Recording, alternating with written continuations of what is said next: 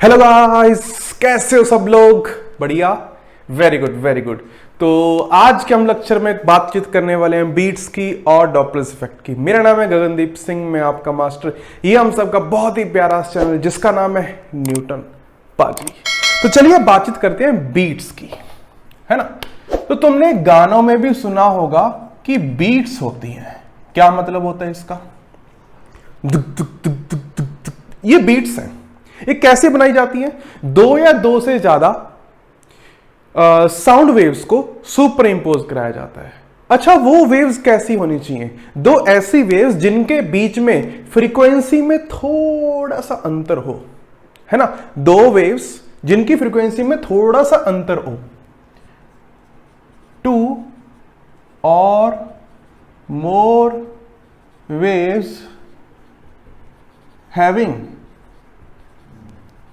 slightly different frequencies are superimposed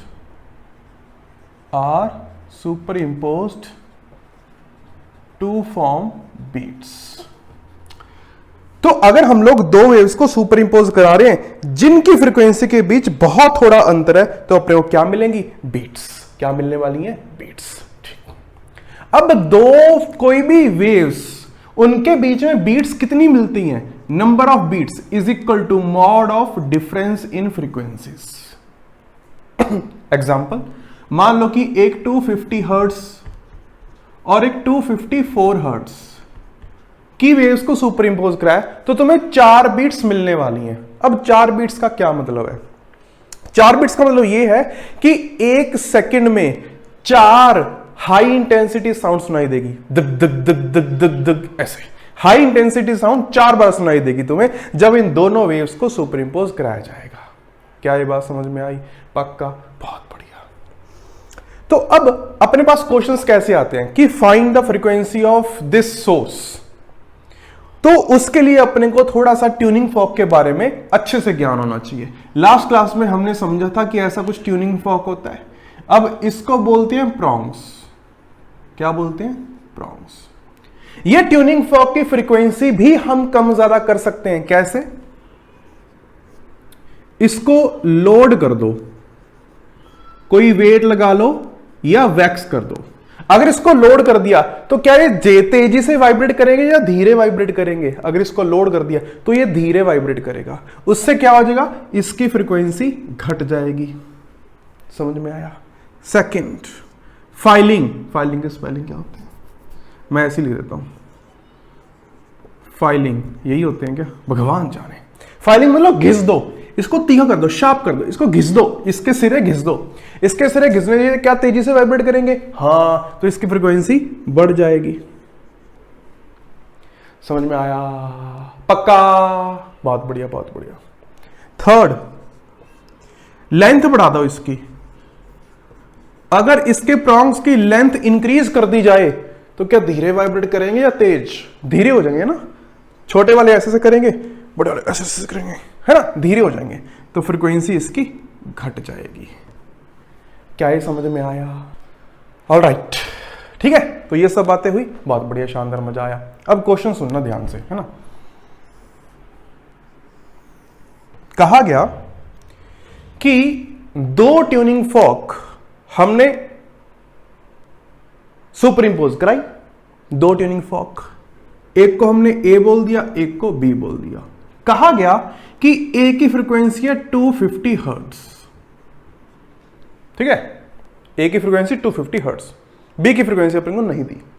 जब इनको super impose कराया दोनों को, तो कहा कि 4 बीट्स पर सेकंड अपने को मिलती है। क्या मिलती है? 4 बीट्स पर सेकंड अपने को मिलती है। बहुत बढ़िया। कहा गया कि अगर मैं ए को फाइलिंग कर दूंगा, ये फाइलिंग पीएच से होता है या एफ से होता है? भगवान जाने, होता हुआ कुछ, समझो है ना भावना को। अगर ए को फाइल कर दिया तो इन दोनों के बीच की जो फ्रीक्वेंसी है, सॉरी जो बीट्स है, बीट नंबर, वो घट जाता है। कहा गया कि अगर मैं ए को फाइल कर दूं तो इन दोनों के बीच का जो बीट नंबर है वो घट जाएगा। Find frequency of B. देखो 4 का डिफरेंस है, तो बी की फ्रीक्वेंसी या तो 254 होगी या 246 होगी, इन दोनों में से कोई एक आंसर है। इसने कहा कि ए को फाइल करेंगे, अगर ए को फाइल करेंगे तो फ्रीक्वेंसी बढ़ेगी, तो ये हो सकता है 252 हो जाए, हाँ कि ना। तो कह रहा है कि बीट्स घट जाएंगी। अच्छा मान लो ये 252 हो गई, तो किसके साथ बीट्स कम हो रही हैं? इसमें 2 बन रही हैं और 46 के साथ 6 बन रही हैं। तो कह रहा है कि नंबर ऑफ बीट्स घटनी चाहिए, 4 से घटनी चाहिए। तो राइट आंसर कौन सा होगा? 254। अरे क्या ये समझ में आया? इस तरीके से हम लोग फ्रीक्वेंसी ऑफ अननोन सोर्स निकाल सकते हैं। यही क्वेश्चन आएंगे तुम्हें, फाइल कर दिया, लोड कर दिया, वेक्स कर दिया, वगैरह वगैरह वगैरह। ठीक, समझ में आया? मिटाऊं इसको? ओके।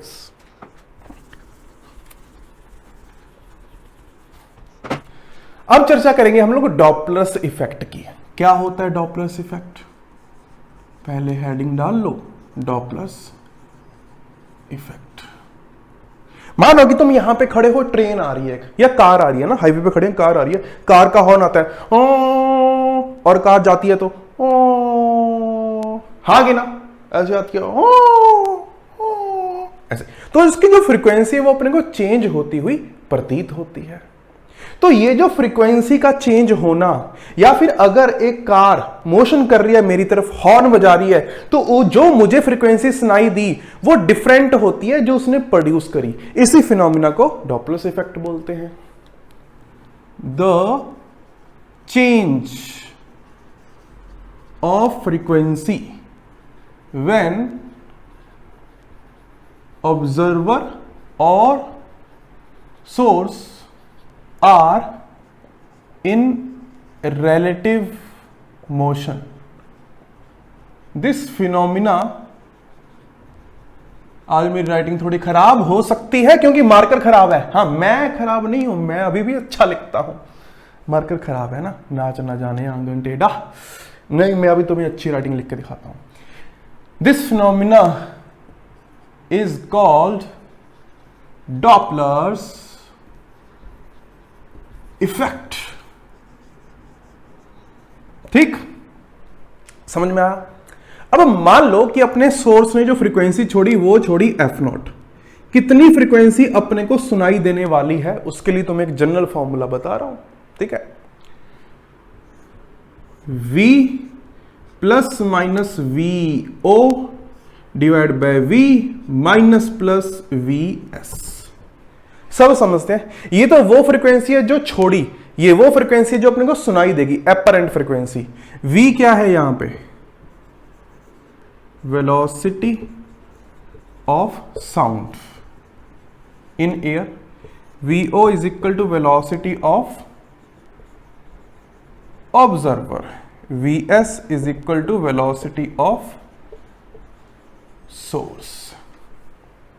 देखो, अगर तो सोर्स नजदीक आ रहा है तो मुझे फ्रीक्वेंसी ज्यादा सुनाई देनी चाहिए, अगर सोर्स दूर जा रहा है तो मुझे फ्रीक्वेंसी कम सुनाई देनी चाहिए। अगर मैं ऑब्जर्वर सोर्स से दूर जा रहा हूं तो मुझे फ्रीक्वेंसी कम सुनाई देनी चाहिए, अगर ऑब्जर्वर सोर्स के करीब जा रहा है तो फ्रीक्वेंसी ज्यादा सुनाई देनी चाहिए। ऑब्जर्वर हमेशा न्यूमरेटर में, सोर्स हमेशा डिनोमिनेटर में। अब फ्रीक्वेंसी बढ़ानी है या घटानी है उसके हिसाब से प्लस माइनस यूज कर सकते हैं।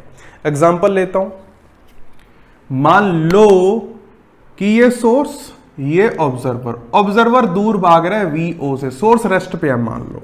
ठीक है, F dash is equal to F not.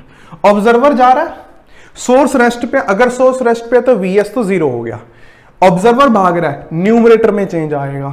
अच्छा, ऑब्जर्वर को फ्रीक्वेंसी कम सुनाई देनी चाहिए या ज्यादा? दूर जा रहा है, कम करो, कम। अच्छा, न्यूमरेटर में कम कैसे करेंगे? नेगेटिव साइन लगा के। सोर्स का तो कुछ है ही नहीं, ये आ गई इसकी फ्रीक्वेंसी। अरे समझ में आया? और वहीं पे मान लो कि सोर्स ऐसे जा रहा है और ऑब्जर्वर ऐसे जा रहा है, ये वी ओ, ये वी एस। इसमें देखते हैं, F dash is equal to F naught, v। Observer क्या चाहता है, ऑब्जर्वर दूर भाग रहा है, क्या चाहता है, फ्रीक्वेंसी कम सुनाई दे, तो माइनस लगा दो। सोर्स क्या कर रहा है, सोर्स करीब जाने की कोशिश कर रहा है, सोर्स क्या चाहता है, फ्रीक्वेंसी ज्यादा सुनाई दे। अब ज्यादा के लिए डिनोमिनेटर में क्या लगाएं, माइनस या प्लस, डिनोमिनेटर को छोटा करो तभी तो क्वांटिटी ज्यादा आएगी, तो छोटा करने के लिए माइनस साइन। अरे समझ में आया, पक्का। So this is Doppler effect. सारे बहुत सारे केस ले सकते हो, 8-10 केस बड़े आराम से बनेंगे, ठीक है। तो ये था अपना वेव मोशन। समाप्ति होती है वेव मोशन की, और अपना पढ़ाई करो आराम से और मजे करो, क्वेश्चंस करो, HC वर्मा बुक से कर सकते हो, ठीक है। और मिलते हैं फिर कभी अपना। सी यू, टाटा, बाय।